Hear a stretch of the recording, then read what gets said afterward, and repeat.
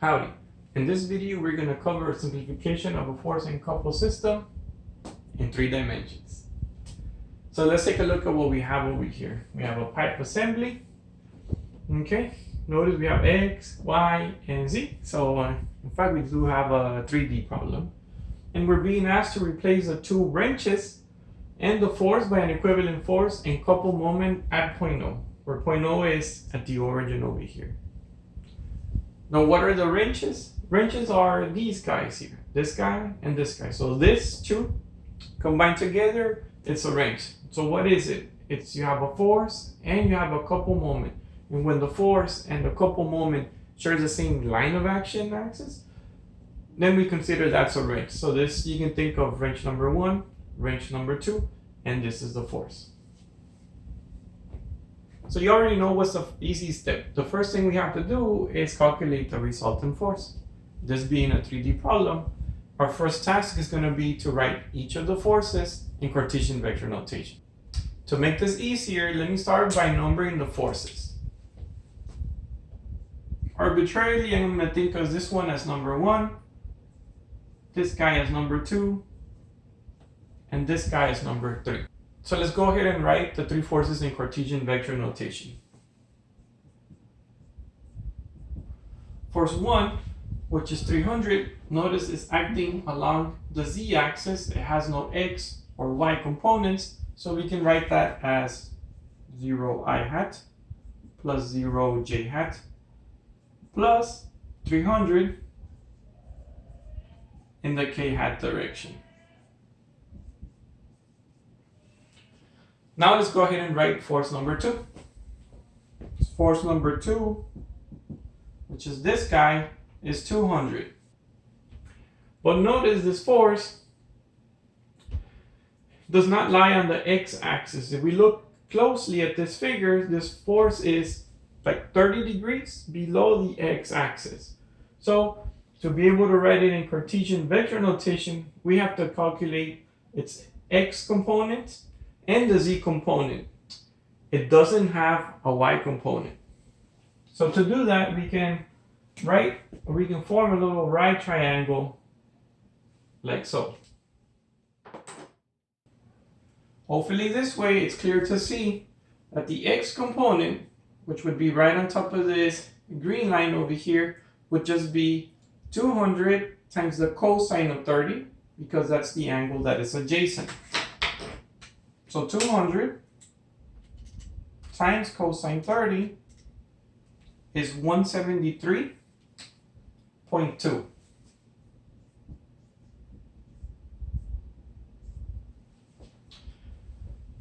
The j component, which is along the y-axis, for this case is perpendicular, so that would be 0.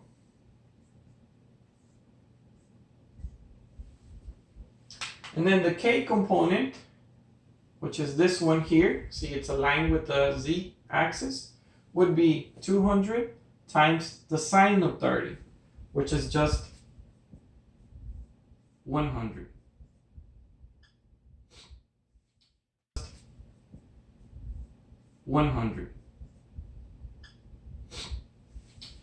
Notice here I made a slight mistake. I'm thinking I need to add the z component, but in reality, this force points down, so this should be not a plus, but a negative, which is a good reminder to go check our signs. Let's check the sign on the z component. It's 173. Does it point towards the positive x-axis? Yes, it does, so it's positive, so we don't need to do anything here.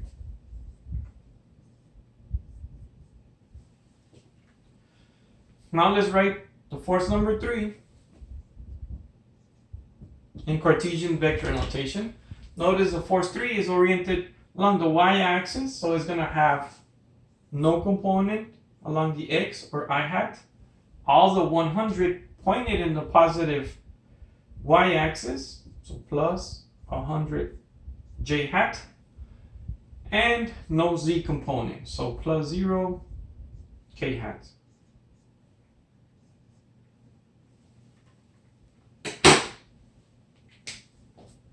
Now the resultant is just the sum of all the forces. So if we add all of these 3 together, we're going to calculate or find out what the resultant force is. So 0 plus 173.2 plus 0 is 173.3 I hat. 0 plus 0 plus 100 is plus positive 100 j hat. And 300 minus 100 is 200 k hat.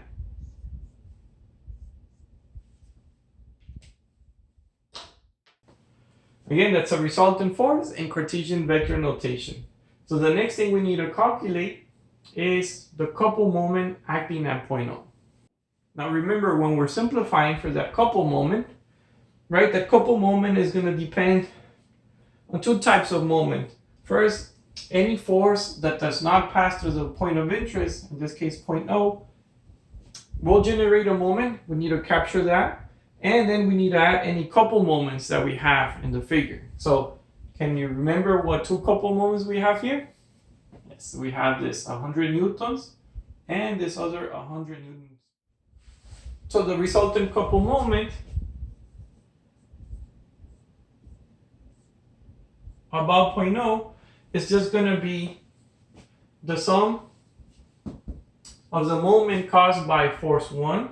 So I'm just going to call it here moment from force 1 plus the moment from force 2 plus the moment from force 3 over here. And then we have two couples, 100 up on top and the 100 down below. So let me go ahead and label them so that we don't mix them up.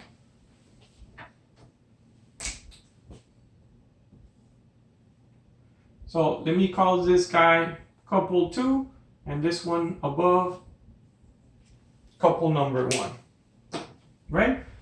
So we need to make sure we account for those first. Couple 1 plus the couple 2.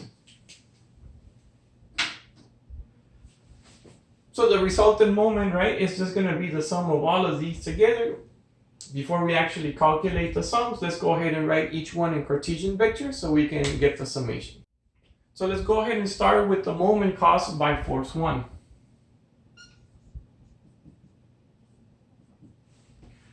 So when we look at this force 1, it's 300 newtons, right?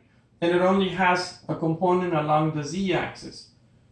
So there's two ways to calculate the moment in 3D, right? We can use the formula r cross f, or we can use the scalar approach. First, let's try the scalar approach.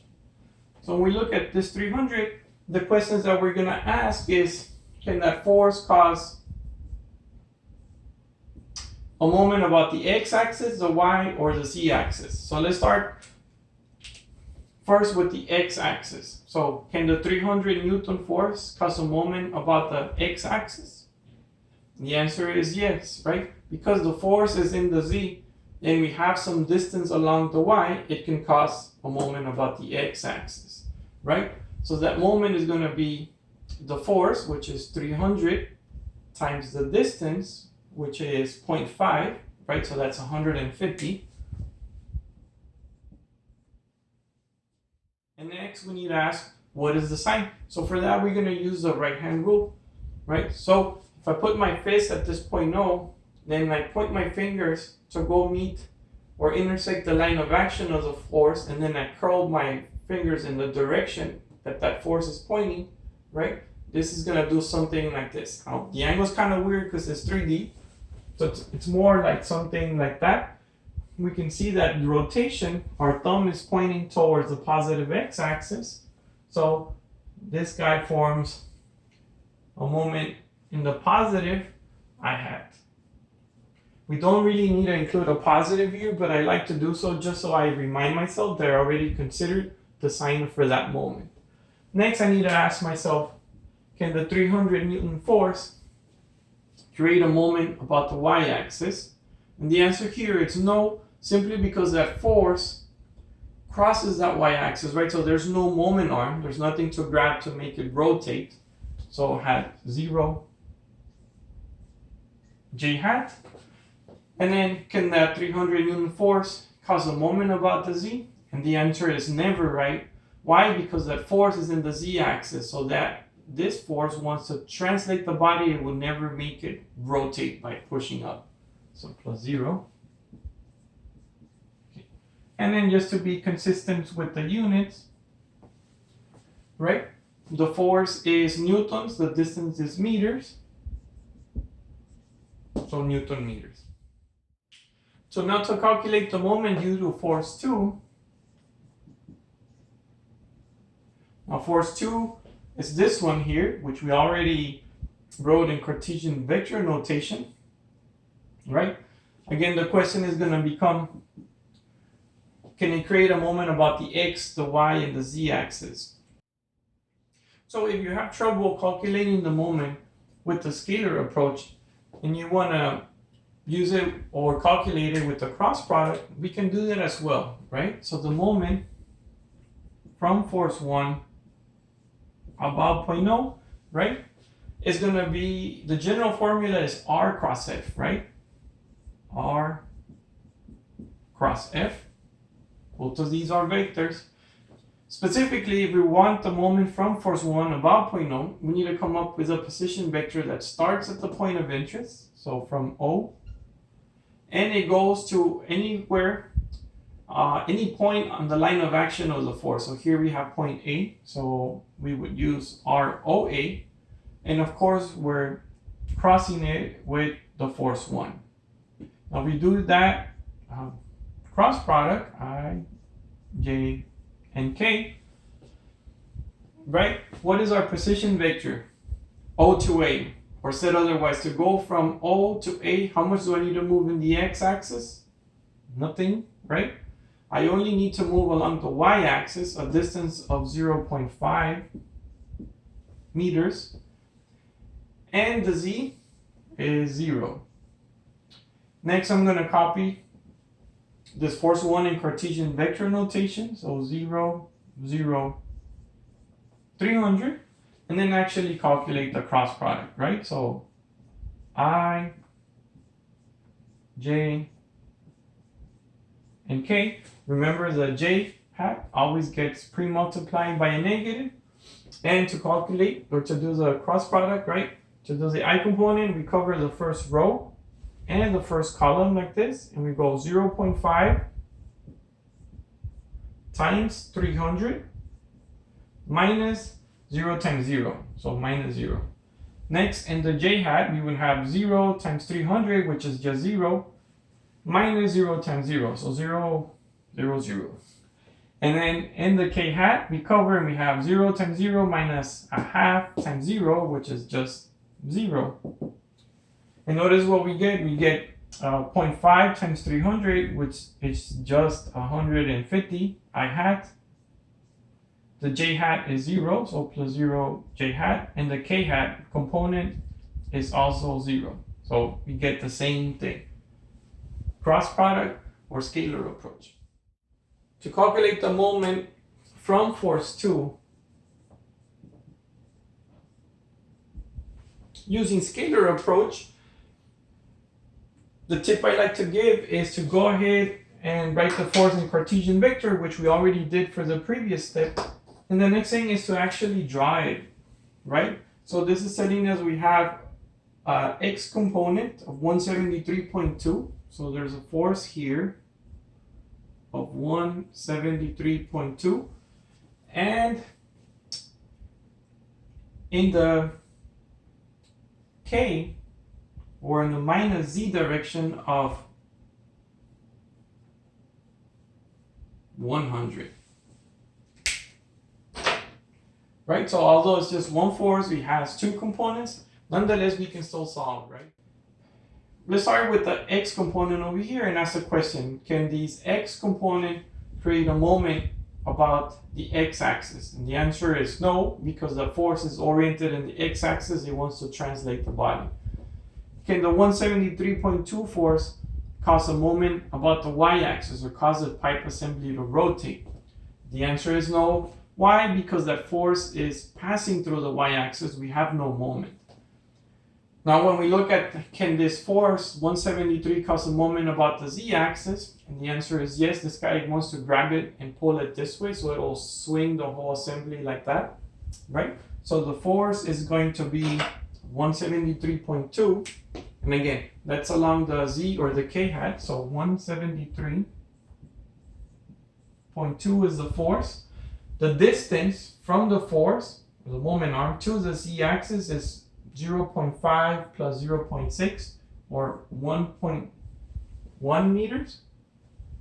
And then what would be the direction of that moment? We use the right hand rule. We put our fist at the point of interest, go meet up with the force, and curl in the direction of the force. It's going to go like this, so that means it's in the negative Z or negative K direction. But we're not done yet, right? Because force 2 not only has an X component, but it has a Z component. So now let's ask the question all over again. Can the Z component cause a rotation about the X axis? Can it make it spin like this?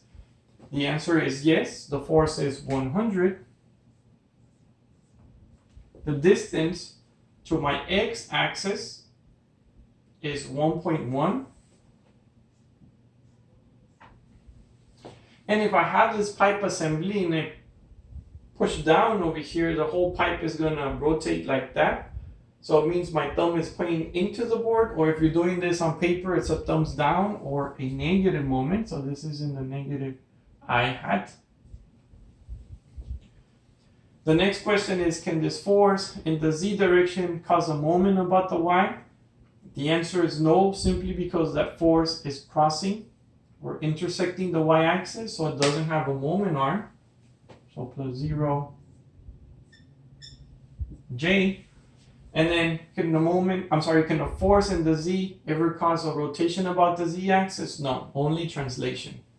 So this is the moment from force 2 about 0.0. Let's go ahead and calculate what the actual numbers are, right? So this guy is 100 times 1.1, or 110, negative 110 I hat, plus 0 J hat, and then 173, or negative 173.2 times 1.1 is minus 190.5. Okay.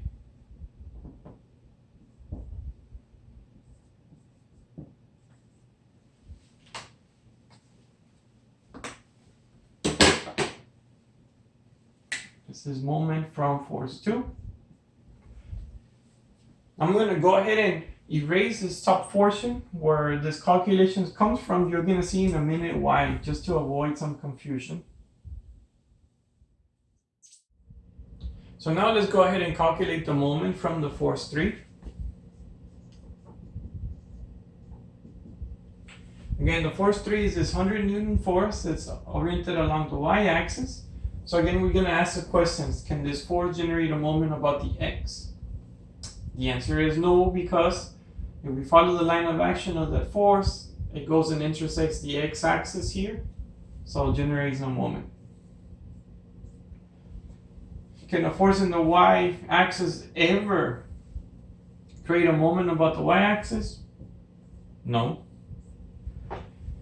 And then can this force over here generate a moment about the z-axis? The answer again is no, because if we follow the line of action, it passes through the point O.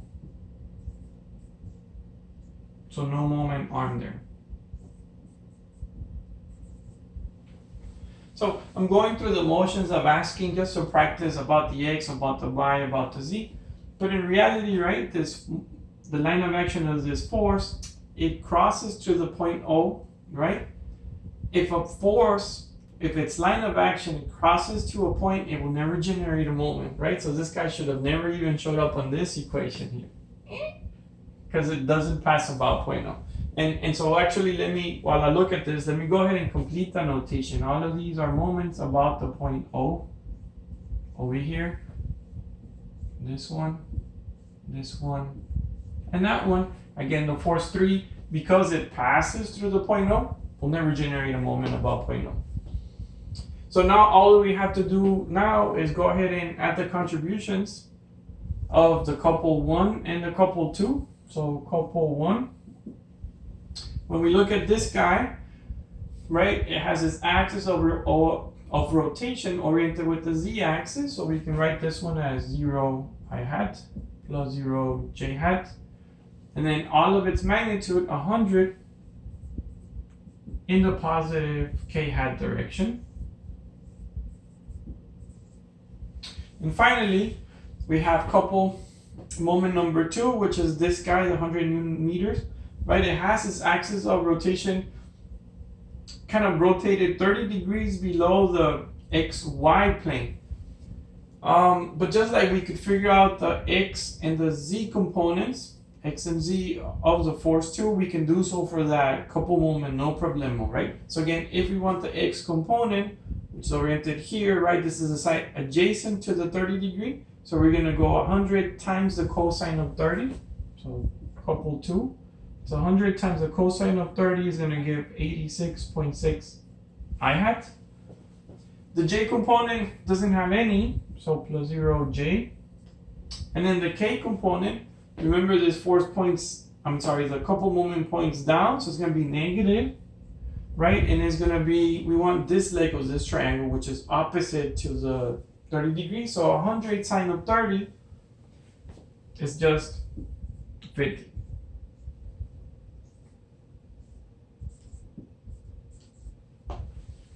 Right, so now we have each of these guys in Cartesian vector notation. We want the couple moment about 0.0 is just a sum. So what we're going to do is just going to add all of these. We're going to add them, all of these, such that the resultant moment about 0.0, right, is the sum. And when we sum moments, we sum them the same way as we sum the forces, which means all the i's, all the j's, and all the k components together, right?